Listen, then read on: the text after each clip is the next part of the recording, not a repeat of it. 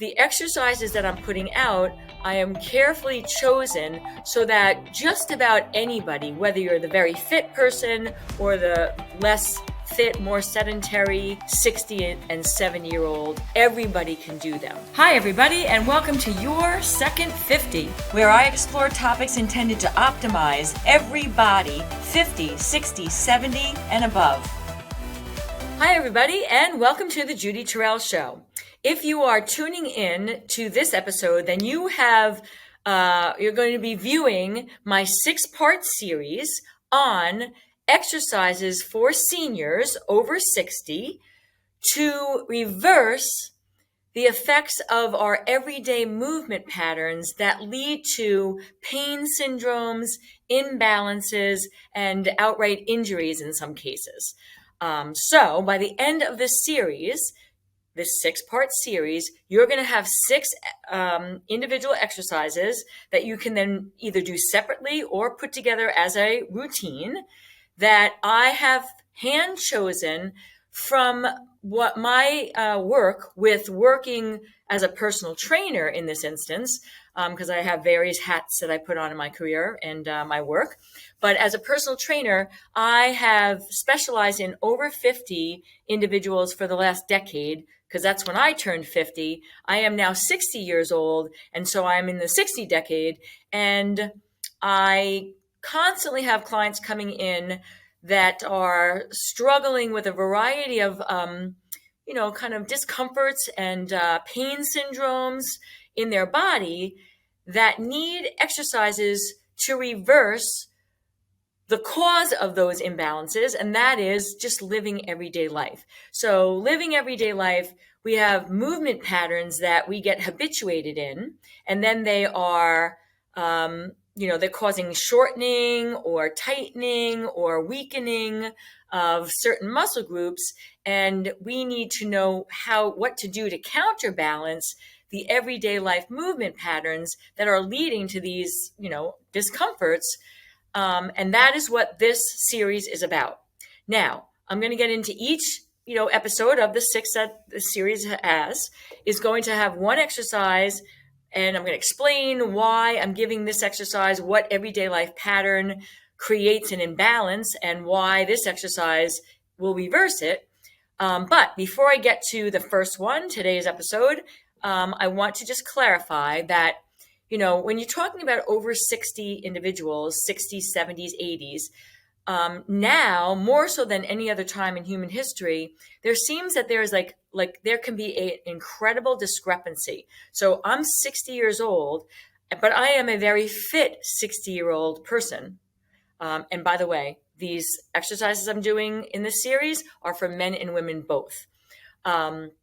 So anyway, back to my point, I am 60 and I'm a very fit 60. I can do a lot of things that another 60-year-old female would not be able to do. Although, even as a fit 60-year-old, I am still, in my everyday life, victim to these recurrent muscular patterns. And so I could be a very fit 60-year-old like myself, or a more unfit 60-year-old like many of my clients that come in to see me are. The exercises that I'm putting out, I am carefully chosen so that just about anybody, whether you're the very fit person or the less fit, more sedentary 60 and 70-year-old, everybody can do them. So I'm aware of the fact that some people cannot get down to the floor. And so I'm not going to present things that have to do with getting down from the floor if you can't get down and get back up. So every one of the exercises that I'm going to teach in this series, like I said, I'm going to say 98% of the people in the 60, 70-year-old range, regardless of fitness level, will be able to execute. All right. So that said, let's talk about this first exercise that I'm going to present. And the first one I'm going to do is for the back, shoulders, and upper back trapezius, which is like the middle of your back and expands across the shoulder line and the upper shoulder. The rear deltoids, which are the rear shoulder muscles. You've heard shoulder cuff, if you had any sort of shoulder injury or impingement or frozen shoulder, that's the muscles in the back that hold the humerus and the scapula bones in place. And this exercise is going to address those. The rhomboids, which are the muscles between the shoulder blades. This exercise I'm going to demonstrate and teach you how to do hits all those muscle groups. Now, why am I hitting this muscle group? Okay. When we are alive on the planet for 60, 70 years, we have had gravity pushing down on the top of our head during our waking hours for a long period, for many, many, many years and decades.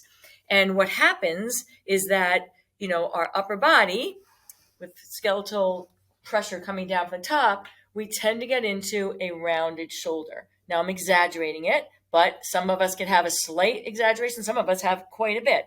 Now, add on, if you're on a computer and you're forward like this, your head forward, or you've got a phone that you're constantly looking at, we have this forward head leaning forward and then gravity pushing down on us so that we're collapsing forward. So the exercises that I'm going to show, the first 2 episodes, are going to be ones that reverse that and pull us backwards, because when we're like this, even slightly, but definitely when we're excessively that way, and we're doing our everyday motions of maybe reaching forward for something, the entire shoulder complex is now in a compromised position, and then you'll reach forward, but your bones are not in the right alignment, your muscles are not in the right alignment, tendons at the end of the muscles that connect to the bones will they'll get shortened and tightened. Then when you go to move that joint, you'll get rubbing and friction and abrasion, and that leads to a whole host of upper shoulder pain, injuries. And so when I'm doing any sort of a workout plan for someone of any age, but definitely over 50, 60, 70, I tend to do a 2-to-1 ratio of more exercises, 2-to-1, every 2 exercises for 1 front exercise, because I'm trying to reverse the effects of gravity and forward sitting, which happens all the time in everyday life. So I'm going to use a piece of equipment that many of you have seen before, these bands, okay? And you can buy these in sporting goods stores. You can buy them online. They usually come in a set of 3 or 5. Each color is a different thickness. They're not standardized, so don't think the purple is the same of all the companies. One company, the purple's the light, one company, the purple's the heavy, but you can tell by the thickness of the band. So if you look at this right online here, you can see how this is a little thinner than, for instance, this blue one that has more of a thickness, okay? I don't know if you can see it per se, but you can kind of see the tension there is more than the tension here, right? So the thickness of the band is going to make a difference on the loading. So if you're very weak in this area, you're going to start with the lighter, thinner bands. If you have, more muscular strength and you feel like you can handle a thicker band, but you're going to experiment. You can find out when you start to try this exercise. All right. So once you've gotten the band and you've determined with the thickness of the band that you're going to work with, you're going to stand up, and I'm going to show you how to do this. Okay. So standing up. You could also do this sitting down in a chair, by the way, but I'm going to do it standing up because then you're going to get some additional benefit from your core, all right? Stabilization and strengthening of the core. Now, you take your band and you're going to hold it straight out from your shoulders. You're going to try not to have a gap. You're going to try and grab it so that when your hands are straight out from your shoulders, maybe slightly wider than your shoulders, the band doesn't have any tension on it yet, but it's straight. It's not gapping, okay? Now, you're going to bring your shoulder blades together and you're going to stand up straight as possible. It's almost like you're pressing your chest forward. And then you're going to keep your elbows soft but straight. And then you're going to stretch this band so it comes to your chest. And then these bands, that there's resistance when you pull it, but you have to carefully guide it back. So you're working in both directions, because if not, you'll pull it and it will snap you back. So beware of that snap. Now, I'm going to show you this from the side, and actually from somewhat of an angle here, because I want you to see that when I'm pulling this band, what I'm thinking about in my brain is I'm taking my shoulder blades and I'm imagining that there are elevator doors closing, okay? So as I pull this to my chest, I'm closing the elevator doors of my scapula bones, my shoulder blades, and then as I release it, they open up again. So it's a pull and a release. When you're pulling it, you breathe in. When you release, you breathe out. Breathe in, breathe out. And when you're doing this exercise, the target number of repetitions I would tell you to do is somewhere between 12 and 15 per set, okay? So a set means that's what you're going to execute continuously, and then you stop and you take a break. 30 seconds, 60 seconds. When you feel ready to come back in, you're going to do a second set, because research shows that multiple sets is going to get you better results than just a single set. But if a single set's where you need to start for a week or two, then you start with a single set, but with the mindset that you're going to be building up to 2, 3, and maybe even 4 sets. All right? So second set, the same thing. You're going to breathe in and breathe out. The timing of this is a 1, 2, 3, 4, just counting out loud. So you can have the rhythm of it. How fast should it be? It should be controlled, and you're not going for velocity here. Okay, and breathing in, shoulder blades, closing the elevator doors and then reopening them. Close the elevator doors and reopen them. Close the elevator doors and reopen them. So you're going to do sets of 12 to 15.